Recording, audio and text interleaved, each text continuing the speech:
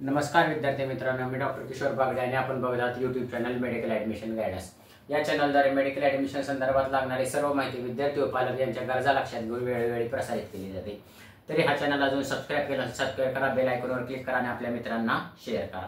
आता नीट 2024 clear cut झालेली आहे, निकाल लागलेला आहे आणि आपल्या हातामध्ये आता तुमचे सगळ्यांचे नीट स्कोर कार्ड नवीन आलेले आहेत। ऑल इंडिया रँक बऱ्याच जणांचे चेंज झालेले आहेत, कोणाकोणाचे 4-4 हजारांनी झालेले आहेत, कोणाकोणाचे 8-8 हजारांनी झालेले आहेत।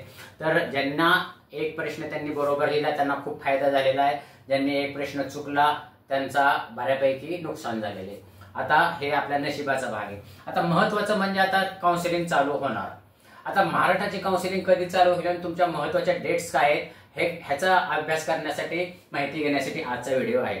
तर आजच्या व्हिडिओचं नाव काय आहे, महाराष्ट्र काउन्सिलिंग कधी सुरू होईल। आता मला सगळ्या विद्यार्थ्यांना विद्यार्थ्यांच्या पालकांना अशी सूचना आणि विनंती पण आहे की पालकांनी विशेषतः त्यांनी त्यांचं काम थोडंसं बाजूला ठेवावं आणि काउन्सिलिंगकडे लक्ष द्यावं, कारण आता ह्या तारखा खूप महत्त्वाच्या आहेत। आतापर्यंत तुमच्या अनुभवावरून इथं युट्यूब चॅनलवरून तुम्ही जे काय बघताय त्यातून तुम्हाला अंदाज आलेलाच असेल की पहिला राऊंड हा ऑल इंडिया कोटाचा होतो आणि नंतर स्टेट कोटाचा होतो, नंतर दुसरा राऊंड ऑल इंडियाचा होतो, नंतर स्टेट कोटाचा होतो, म्हणजे असे अल्टरनेट राऊंड होतात। म्हणजे आता ह्याचा अर्थ पहिल्यांदा all India quota MBBS BDS चा होणार। तर साधारणपणे आज आहे 27 तारीख, 28 उद्या रविवार सुट्टी, साधारणपणे 29 तारखेला निश्चित पहिलं नोटिफिकेशन येईल ह्याचं MMCचं मेडिकल काउन्सिलिंग कमिटी। आता मित्रांनो पालक विद्यार्थ्यांनो, सध्या आता NTA मधून आपण बाहेर पडायचंय, नॅशनल टेस्टिंग एजन्सीचं काम संपलेलं आहे। आता कोणाचं काम सुरू झालेलं आहे, MCC मेडिकल काउन्सिलिंग कमिटी। आता NTA ने जो काही डाटा आहे तो सगळा MCC कडे सुपूर्द केलेला आहे आणि स्टेट काउन्सिलिंग बॉडीकडे सुपूर्द केलेला आहे। आता आपण फक्त MCC म्हणजे मेडिकल काउन्सिलिंग कमिटी जी पूर्ण भारतातील काउन्सिलिंग प्रक्रिया राबवते आणि महाराष्ट्राची महासेट.org ते महाराष्ट्राची काउन्सिलिंग प्रोसेस। तर MCC काय करणार, 29 तारखेला PWD नोटिफिकेशन काढणार, म्हणजे पर्सन विथ डिसॅबिलिटी। त्यांचं जे काही अपंगत्व आहे ते मेडिकल ऍडमिशनच्या रिझर्वेशनसाठी योग्य आहे का नाही हे ठरवण्यासाठी त्यांना सर्टिफिकेट काढावं लागेल। त्याच्यासाठी ते 8 दिवसाची मुदत देतील, म्हणजे 29 जुलैला जर समजा त्यांनी हे चालू केलं नोटिफिकेशन काढलं तर साधारणपणे 3 जुलै पर्यंत त्यांचं मुदत राहील, म्हणजे 28 जुलै ते 3 ऑगस्ट। अलग लक्षात। मग 3 ऑगस्टला ते झाले की 5 ऑगस्टला राऊंड चालू होईल। मग ह्या राऊंड मध्ये ऑल इंडियाच्या कोटाचे काय असणार, registration, application, payment, choice filling. अलग लक्षात।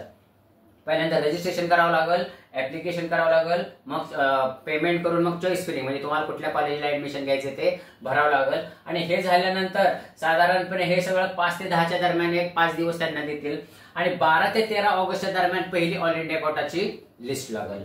ऑल इंडिया कोटा इथं लिहिले बघा, ऑल इंडिया कोटा 12 ते 13 ऑगस्टच्या दरम्यान लागेल।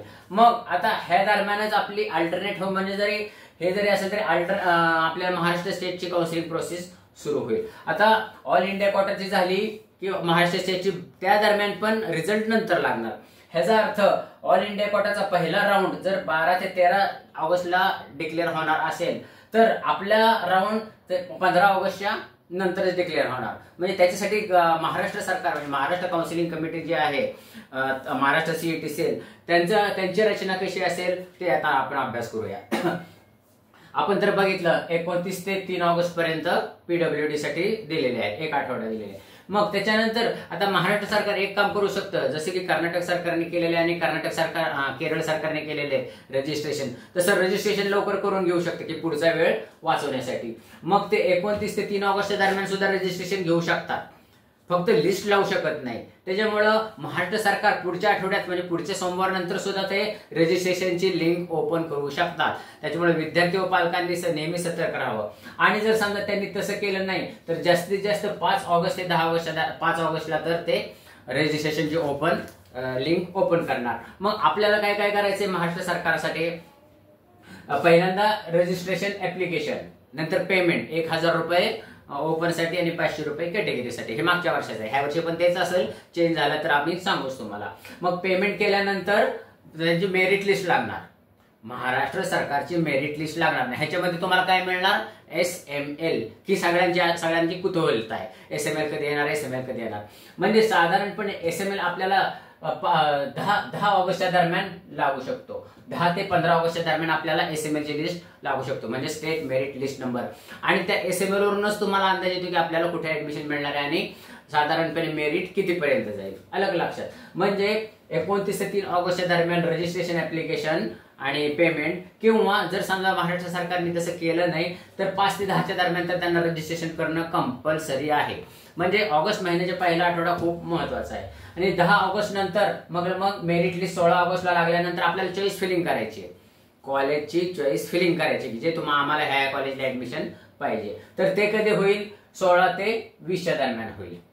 म्हणजे 16 ते 18 ऑगस्टच्या दरम्यान होईल. म्हणजे साधारणपणे 10 ते 16च्या दरम्यान प्रेफरन्स फिलिंगला वाव आहे. आणि मग त्याच्यानंतर प्रेफरन्स फिलिंग झाली की मग डायरेक्ट तुमचा पहिली लिस्ट लागेल.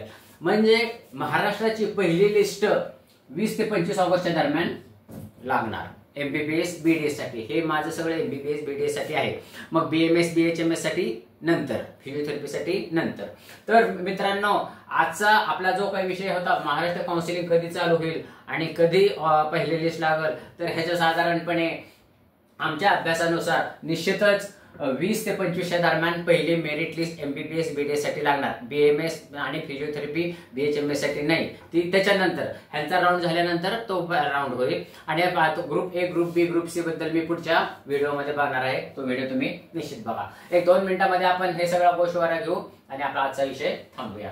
तर पुढच्या आठवड्यामध्ये पीडब्ल्यूडी ची नोटीस येणार, पर्सन विथ डिसेबिलिटीची. त्याच्यानंतर 5 ऑगस्ट ते 10 ऑगस्टच्या दरम्यान ऑल इंडिया कोटाचा पहिला राऊंडचे प्रोसेस चालू होणार.